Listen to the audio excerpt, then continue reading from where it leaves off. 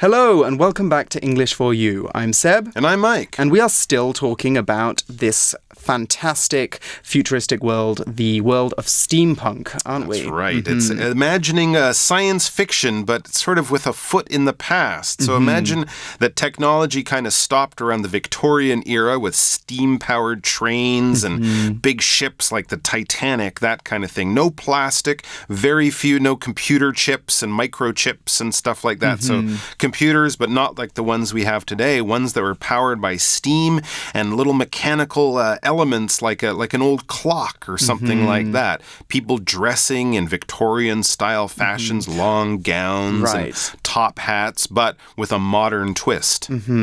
And but they don't always necessarily have to look so Victorian, do they? I'm just realizing now we haven't talked at all about any of the Studio Ghibli stuff. Ah, a lot of true. Studio Ghibli is very steampunk, actually. True, yeah. You don't see it as sort of sleek, super modern science fiction. No. With the Studio Ghibli or Ghibli, however it's pronounced. Yeah, that stuff is also kind of old-fashioned. Think of the big thing from Howl's Moving Castle. Right, that big ball of rock that's moving around. Pumping out of it, and it kind of moves along like it's an old steam train or robot or something like that. Or you even see it in Spirited Away as well. You've got it's much more kind of traditional Japanese architecture and looks and things like that, but you've still got, you've got that Spider-Man down in the basement with all of his valves and he's working away with the coal. So that is also steampunk. And so it's funny that we're talking about that because today we're going to be looking more at the science fiction that's around steampunk and about some other similar genres. There you go. So let's get started with today's article. Reading.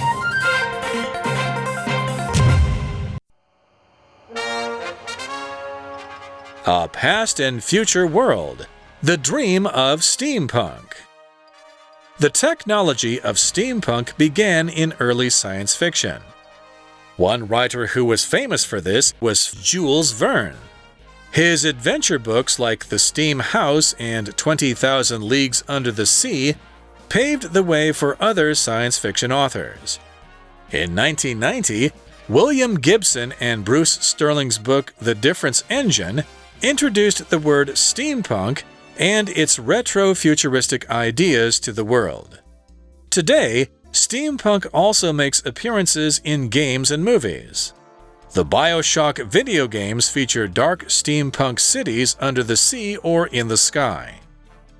Movies like Howl's Moving Castle and Hugo show worlds that are powered by steam and magic. Of course, steampunk isn't the only example of retro-futuristic science fiction.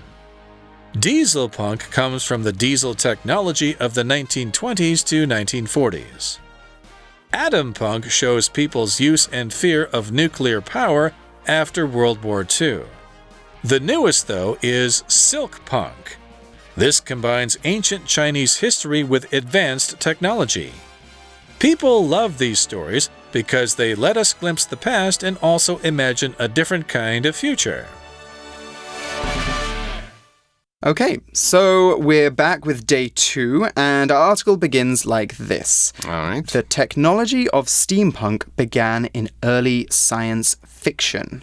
Yeah. Okay. So it's been around a little bit for a while, but it didn't have the name steampunk back then. These are the early science fiction writers who started during the Victorian era, during the late 1800s. And the article gives us a great example of someone to check out if you're interested in seeing the roots of steampunk. One writer who was famous for this was Jules Verne, the famous French author of 20,000 Leagues Under the Sea, Around the World in 80 Days, Journey to the Center of the Earth, I believe, Voyage to the Moon, he also wrote. And he was writing science fiction before there was even science fiction. He was basically the first guy to say, what if we take the technology from today and imagine what it will be like 100 years from now in the future. That's science fiction. And it's fascinating because his work today still is very similar to the kind of science fiction that we find around now. Sure. So he's very famous for it. Now, that's an adjective, and when someone is famous, they are known by many, many people. We can use famous to describe celebrities, so 明星 like Zhou Lensai or G-Dragon, because millions of people around the world know who they are. Similarly, we can say that someone is famous for something. So in that case, we mean that lots of people know them for a particular reason. So Jules Verne, for example, wrote a lot of successful science fiction books that many people read. So we can say he was famous for these books. Meanwhile, if someone is famous for bad things, then we say that they are infamous. So that's literally I-N and then F-A-M-O-U-S, infamous. We change the pronunciation a little bit. So some gangsters, Daitu, for example, are infamous because they commit lots of very big crimes or they've killed a lot of people. So they become famous for a bad thing. Okay, so we've got an example sentence of something a little bit more positive. Casablanca is Humphrey Bogart's most famous movie. Oh, okay. Right, because it can be objects as well that are famous, Sure. not just people. Yeah, places, things, people, all of these things can be famous. Just means lots and lots of people know about it. Even if they've never seen that movie, they might know the poster or might recognize a famous scene from it because it's so well known. Let's look at some of the famous stories that Jules Verne wrote that definitely have a steampunk feel. It says his adventure books like The Steam House and 20,000 Leagues Under the Sea paved the way for other science fiction authors. So those are some books to check out.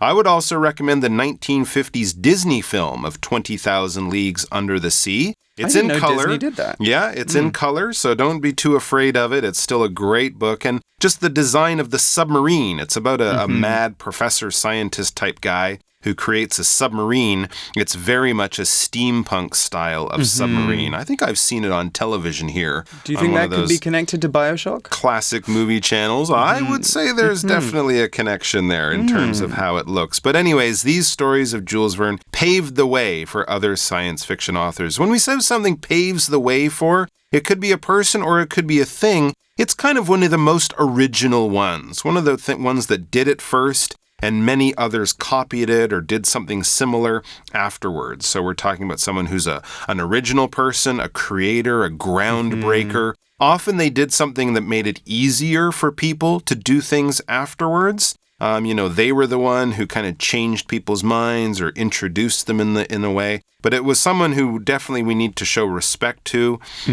because, they were one of the original people, the creators of it, one of the people who inspired many, many, many others. And we often use this to talk about authors. Now, what is an author? An author is a writer.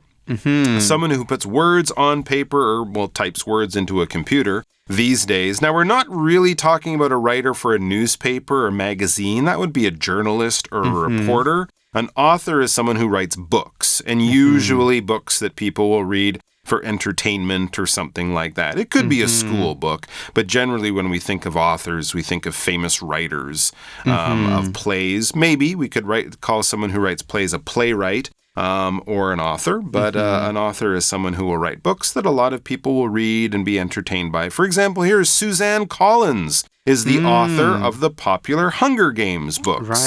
Right. Not the movies necessarily. Maybe other people took the books and made them into movies, but she was the one who wrote those books. She was. And so we look at a couple of other ones as well. In 1990, William Gibson and Bruce Sterling's book, The Difference Engine, introduced the word steampunk and its retro-futuristic ideas to the world. Right, it seems to have been just since kind of like the 90s, early 2000s that we've really seen it. You look at media from the 1980s and 70s, you don't see much steampunk, do you? The funny thing is it's quite new, even though it's about some very old topics. That's right, or at least in the 90s they came up with this term steampunk to describe it. And this book was the only one that these two famous science fiction writers, they've written many other books on their own in different styles, but they worked together, they wrote this one book. And it's basically saying, what if the Victorians, with their steam-powered machines, had invented computers? What would the world be like? So that's how the whole idea and whole look and feel, and certainly this word, steampunk, was introduced to most people around the world. To introduce something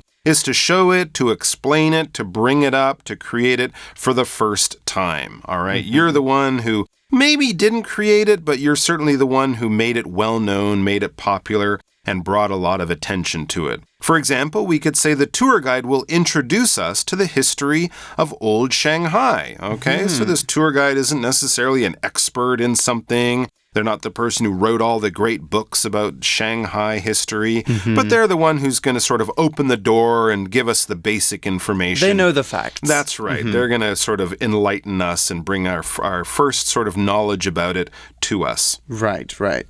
So the article goes on, today, steampunk also makes appearances in games and movies.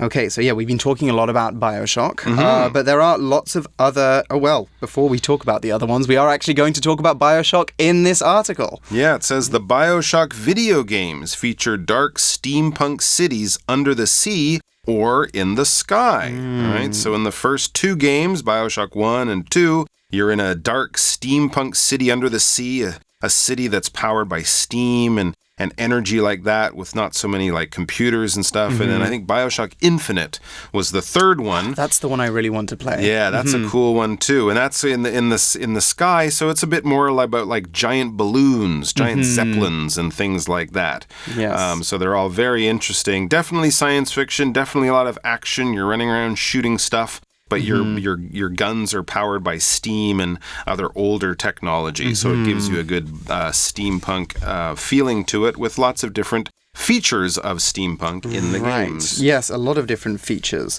So we use feature in the article as a verb, not a noun. It can actually be both a verb and a noun. Oh, okay. But feature is a very useful word for describing something in either function. That's because when we talk about something featuring something else, that second thing is a part of the first thing. For this reason, we can use feature to describe a lot of different things. Let's start with our example sentence. The singer's new album features several powerful songs about painful love. Wow, songs about painful love. This album sounds like a real tearjerker. That's especially because these songs are an important part of the album. They're a thing that makes this album special. In a similar way, if you go on vacation to a really nice hotel, you could say that your hotel featured a private beach, a swimming pool, or even a bowling alley. These are all different features of your hotel, all things that make your hotel special. And you see, just then I used feature as a noun. Remember, it can be a noun and a verb. Okay, let's look at the next sentence in the article now. Movies like Howl's Moving Castle... the author didn't forget about Studio Ghibli. Movies like Howl's Moving Castle and Hugo show worlds that are powered by steam and magic. I see. Very interesting. Yes, it is. So we've got our second grammar point now, and that we talked about the causative voice in our day one article, and now we're going to be talking about the passive voice. And this is another really important one that we need to learn. The passive voice is a structure where we change the word order so that object comes first, then the verb, then the subject. So if a normal active sentence is, the dog ate my homework, so dog, subject, ate, verb, and homework is the object, then the passive form would be, my homework was eaten by the dog. We form the passive voice by using a special verb tense too. As you can see in the second sentence, we took the verb ate and put it into the passive form. That's the verb to be and the past participle. In other words, ate becomes was eaten. So why do we do this? Just to confuse you? The passive voice has found a really pretty useful purpose. It allows us to remove the subject of the sentence, which means that if we don't know exactly what made our homework disappear, we can just take that out. So we could just say, my homework was eaten. I don't know if the dog ate it, if my cat ate it, or if my sister Karen ate it, but someone ate it, and it's been eaten, and there's some bits of paper chewed up on the floor. It was eaten. Here's another example. The train was delayed. So we know that something made the train late. We don't know what made the train late. We could add the subject to the end and explain what made it late by adding the preposition by to connect our original sentence with the reason. So here we could turn the train was delayed to the train was delayed by a flock of sheep that went to sleep on the train tracks. So because of those sleeping sheep, the train couldn't move. And now we know what the train was late for. All right, so let's get back to the article. It says, next, of course, steampunk isn't the only example of retro-futuristic science fiction. So because creative people are always looking for new worlds to imagine and new characters and adventures to make up in those new worlds, a lot of people have taken this idea of steampunk and said, well, what if we made science fiction that wasn't about stuff from the Victorian times, but from other different times of the past, but we imagine it as it would be in the future, as if we created a whole new timeline of history that passed the time we're living in now and went from this time in the past straight into the future. And here we get a few other examples of that. We do. We see dieselpunk. Now, dieselpunk comes from the diesel technology of the 1920s to 1940s. Interesting. That might be like that other BioShock game, the one that happens in the sky. Right, because you have airplanes and also hot air balloons as well. Which they didn't have in the Victorian times, but they did have in the 1910s and 1920s. Right, when they were becoming very popular. And a lot of these machines were using diesel.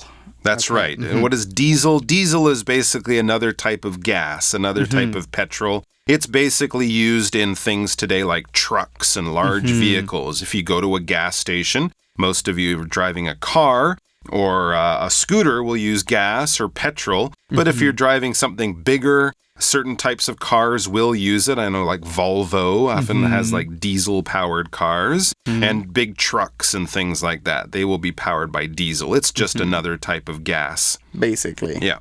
And we also saw atom punk as well. So atom punk moves forward a little bit further, and atom punk shows people's use and fear of nuclear power after World War II. So technology from like the 1950s, but imagining it in the future, the Fallout games. Right, that's what I was thinking of. If you've ever played those are a bit more atom punk. So we kind of invented nuclear bombs like they did around the 1940s, 1950s, and then technology stopped. And we imagine what the world would be like that if we jumped forward about 100 years from there. So nuclear, this is basically talking about breaking down atoms, electrons, neutrons, the atomic bomb that, of course, was dropped at the end of World War II, that kind of thing. And we have nuclear power in power stations today. We still have nuclear bombs, but hopefully we never use them. But we do have nuclear power. It's another way of creating energy, like using steam or diesel or electricity.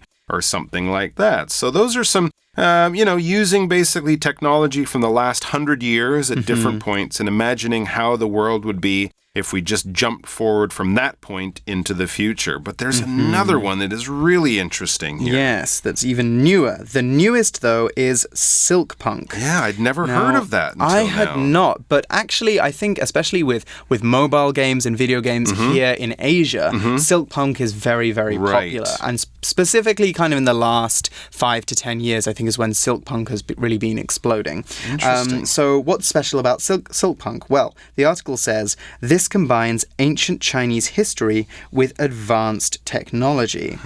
Okay, so actually there's some more popular animes are a little bit silk punky. I think even we could probably say that things are a little bit like Naruto, for example, which are kind of, that's Japanese, but it's the same kind of very traditional kind of look, but sometimes there's some added technology thrown into it as well. So it toes the line between the future and ancient China or ancient Asia. It's all kind of around the region. Anyway, it combines these two things. Now, combine is a verb, and we can use combine to talk about putting any two things together. Okay, so for example, my favorite breakfast. I combine oatmeal with almond milk, cinnamon, and honey. I put those things together to create an amazing new flavor that goes really well together. It combines really well together. So we're saying in the article that ancient Chinese history was combined with modern technology to make silk punk. We could also say that silk punk is a combination of ancient Chinese history and advanced technology because it mixes those things together. Now, here's an example sentence for, not for silk punk, for combine. This video game combines parkour and martial arts. Okay, so running around, jumping on buildings like a parkour athlete, and doing kung fu or karate or martial arts like Jackie Chan or Bruce Lee. That sounds like a pretty exciting movie. and a great video game too, if you can manage to do that. And if something is advanced, that basically means it's kind of at a higher level. It's something that's a little bit more difficult, maybe, if you talk about advanced math or advanced English grammar or vocabulary. It's kind of more difficult. So if you're a beginner, it would be really challenging. But if you've been doing it and practicing for a long time, we could talk about advanced martial arts. Right. You know, if you're going to be a martial artist in the movies, you need to be quite advanced in your martial arts, quite skilled, quite experienced. You've been doing it for a long time. And if something is advanced in terms of technology or science, it's probably very new. It's the kind of thing that's only being done by the top scientists, the top research places. So something advanced is further along a line of time. It's further along a scale or a level of difficulty. It's something really, really for the best in the business, for the most skilled, the most experienced. For example, we could say when technology becomes more advanced, we may be able to send people to Mars. Yeah, in the near future. And then when technology becomes even more advanced, 100 or 200 or 500 years from now, people might be living on Mars just as comfortably as they live on Earth. But we're not there yet. Things are not that far advanced. No, they are not. So the article goes on, people love these stories because they let us glimpse the past and also imagine a different kind of future. Okay, so the word glimpse there is a verb, and when we glimpse something, we see it very briefly or quickly.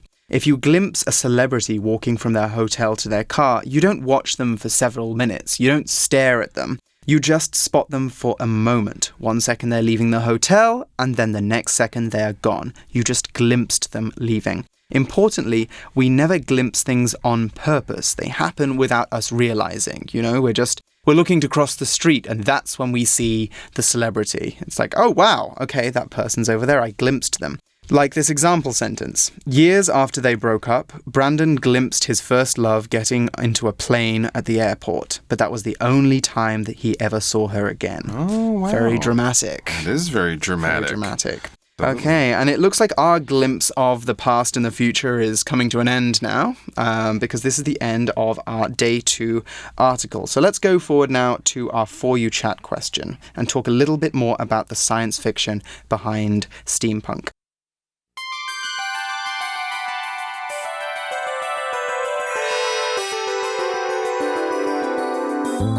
For You Chat.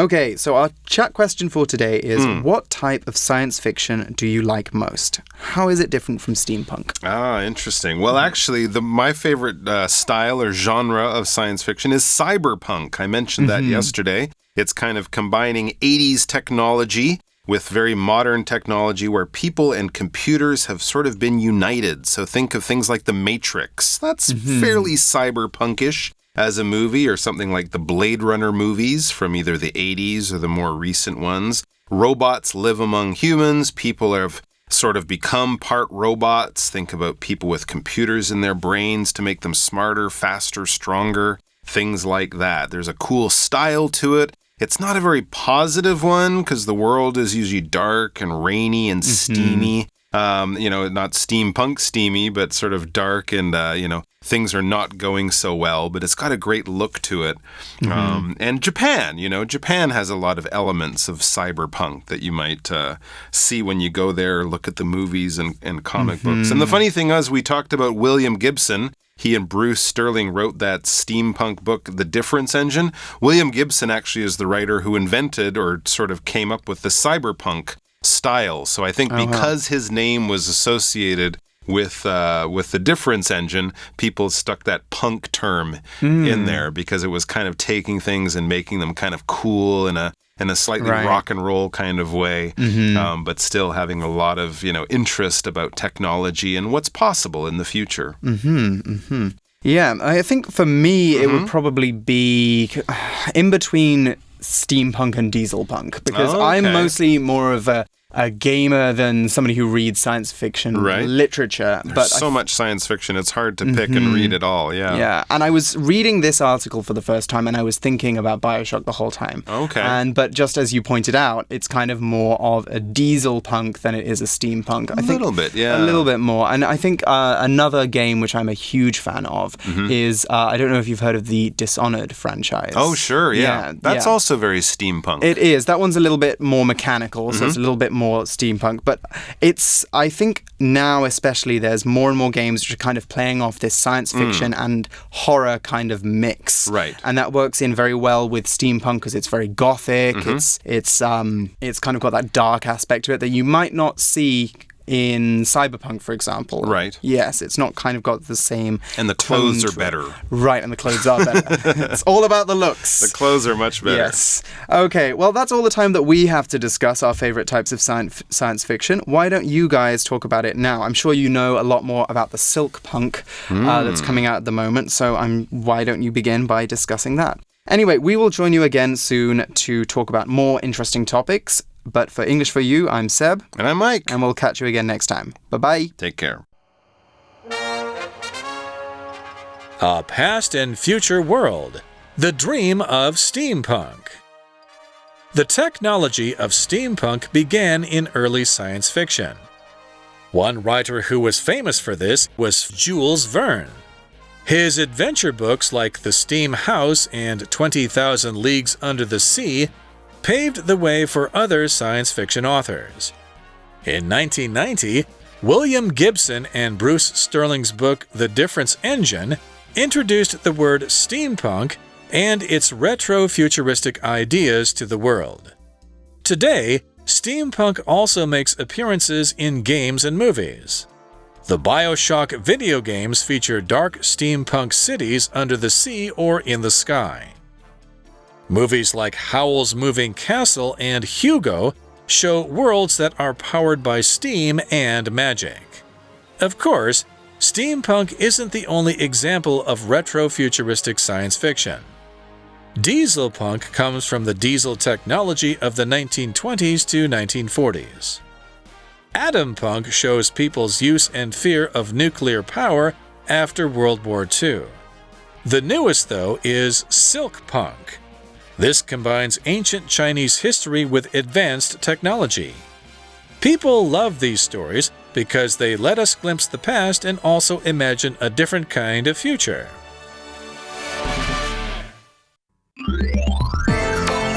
Vocabulary Review. Famous. Tracy became famous after she acted on the popular TV show. Author. The author of this book has also written several other stories. Introduce. Potatoes were introduced to Europe in the 16th century by sailors who returned from South America. Feature. This hotel features a swimming pool, 2 restaurants, and a private beach area. Combine. On her newest album, this singer combines classical music with modern pop. Advanced. When space travel becomes more advanced, we may be able to send people to Mars. 智慧小补帖 Diesel. Nuclear. Glimpse.